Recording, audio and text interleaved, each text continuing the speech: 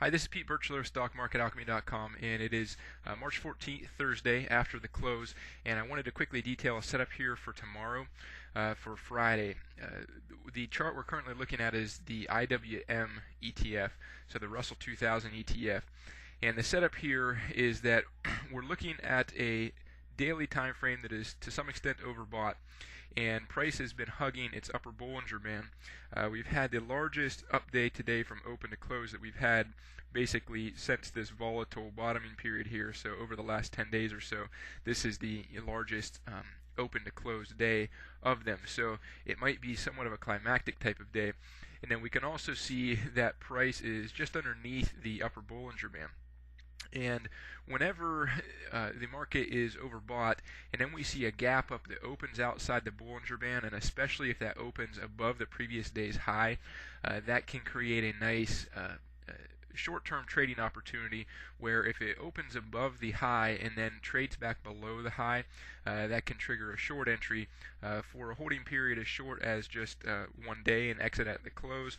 But given the larger term time frame here, we might be looking at a more significant top. So I want to zoom in on the hourly chart as well, and we can see in the hourly chart that the hourly time frame is basically having a bearish divergence that's relatively sharp at this point in time. Now, we don't have any confirmation of a cross back down of it, but let's say we see the market open higher tomorrow and then we see the market start to sell off. That would give a nice sell signal with this divergence here. The only other time in the last few months that we've seen more overbought in the MACD was this huge one-day gap up right at the beginning of January. So that's a little bit of an anomaly right there. So given that we have the hourly time frame divergence, we have on the daily time frame also some divergence building that I showed in the previous video, and we have this setup where the market is near the upper Bollinger Band.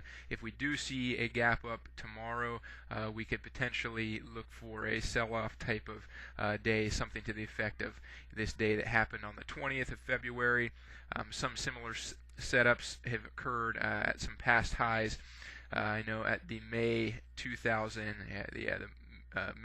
2nd, 2011 high, there was a relatively similar setup there with a nice sell-off, and that marked that high there. So just wanted to make this quick video to keep that on your radar for tomorrow. Be alert for a possible topping type of pattern and candlestick here.